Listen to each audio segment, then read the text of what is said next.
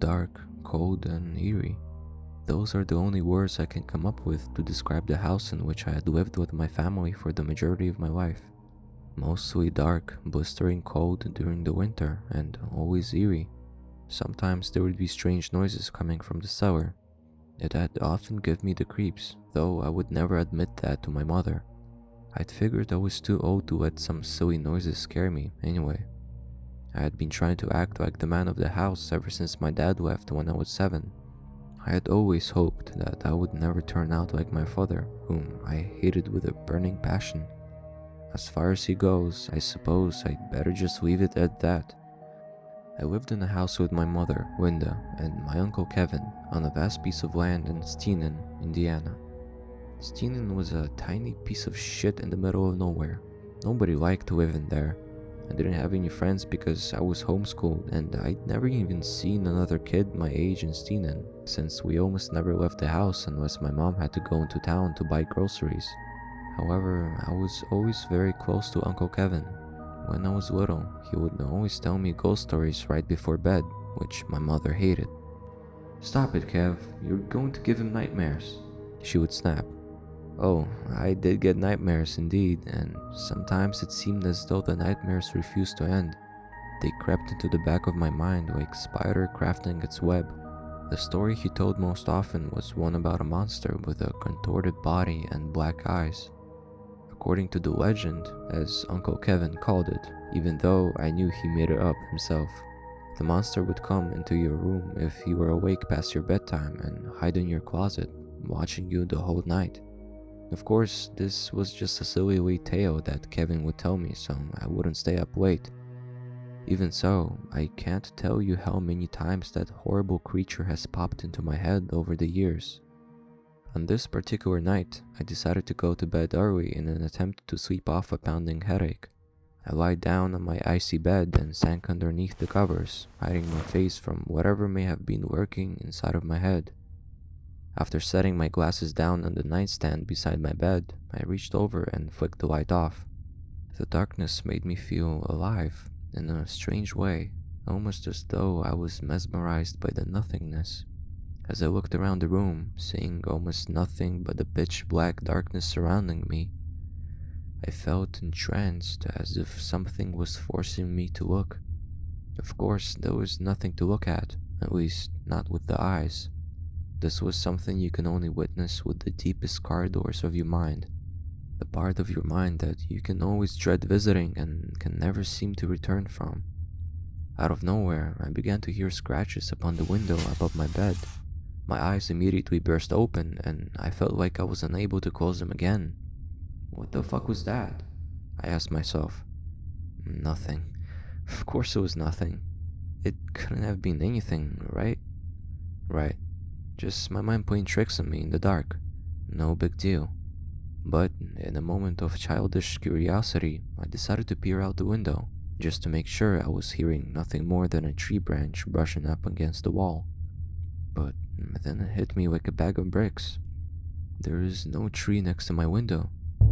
Still, I decided it would be better to sleep it off and think more about it in the morning. It was probably all in my head. It had to be. I found it unusually difficult to fall asleep that night, as if something or somebody was trying to keep me up. I woke up the next morning with that sound still locked in my brain. It had to be coming from somewhere, but where? Shit, I had no idea. But then I remembered. The cellar. I built up as much courage as I could muster and slowly crept down into the abyss.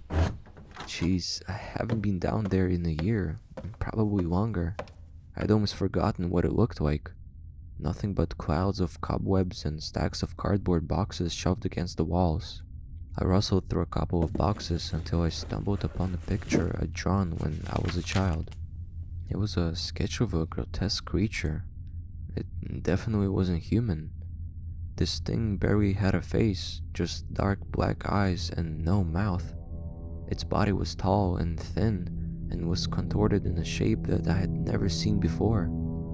The more I looked at the drawing, the more I was reminded of that story my uncle used to tell me. It appeared to be raining above the creature, and toward the bottom of the paper I had scribbled, "Please stay awake," in giant letters. I didn't know what the hell that was supposed to mean, but I folded up the paper and stuffed it in my pocket. I quickly made my way up the staircase into the kitchen and went about my day as usual, keeping that drawing in my mind, trying to remember what it meant and why I'd drawn it in the first place. I looked outside and noticed that it had begun to rain. Didn't want to think about that creature any longer, so I walked into my dimly lit room and plopped onto my bed. I fell asleep before I even knew it.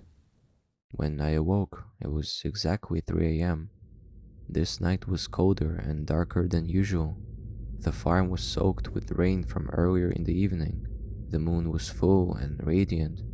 It almost didn't look real. For an instant, I glanced out my bedroom window and I could swear I saw someone walking quickly through the yard. When it spotted me, it slunk behind a tree as if it was trying to hide from me. It looked exactly what I had drawn when I was a child. I ran into Uncle Kevin's room and began shaking him awake. "Kevin! Kevin!" He rubbed his eyes. What's up, bud? It's late. He asked, bewildered at my excitement. I looked him in his bloodshot eyes and softly said, "I saw someone in the yard." Kevin looked at me with hesitation. No, you probably just saw an animal. Get back to bed. I know what I saw. This was no animal, or at least not one that I had ever seen, not even in my worst fucking nightmares. I knew I couldn't tell him exactly what I had seen, as he would never believe me. No, Kevin, it was not an animal. But please, it was a man. I think... Look, just please go out and check. Uncle Kevin leaped up and grabbed his shotgun from under the bed. Alright, come on. Show me where he is. Let's try not to wake your mom. I'll scare the fucker off. We went outside and I pointed to the tree. I whispered to Kevin, "I saw him go behind the tree." My uncle bravely walked up to the tree and peered around it. Nothing. He searched the entire farm for well over half an hour, but he never found anyone or anything.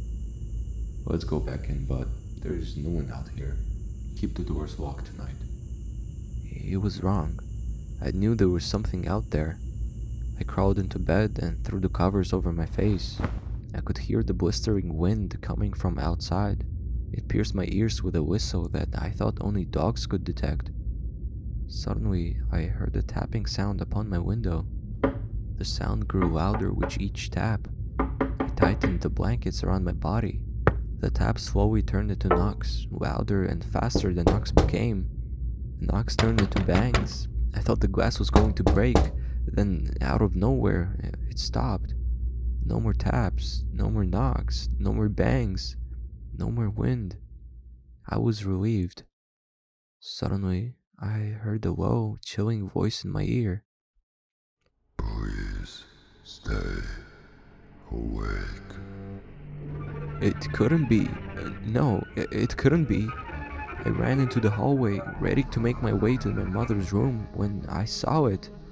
Whatever it was, I still don't know. It was holding Kevin's lifeless, mangled body in its arms. Carved deeply into my uncle's torso were the words, "Please stay awake." I tried to let out a scream, but only silence filled the dead air. I sprinted through the door of my mother's bedroom and I saw her body lying in the middle of the floor. She was covered in blood and her left arm had been ripped straight out of its socket. Written next to her in her own blood were the words, "Please stay awake." I began to sob, and when I turned around, the creature was gone. I don't know where the hell it went, and I'm not sure I want to. I closed my eyes as tightly as I could and let out the loudest scream I could muster. I called the police and lied down on the cold, now blood-soaked floor, waiting for them to arrive. It felt like hours. Finally, the police showed up to find me in the fetal position next to my mother's corpse. I told them everything I saw.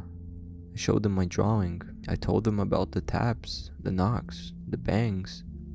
I told them what I'd seen outside, but of course they wouldn't hear a word of it.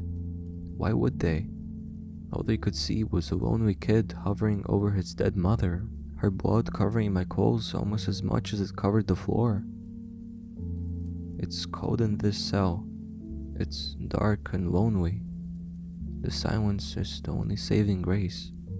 Constant, peaceful silence. Tonight, it's raining outside. It's colder, darker, and wetter than ever. But, unfortunately, I must stop writing now.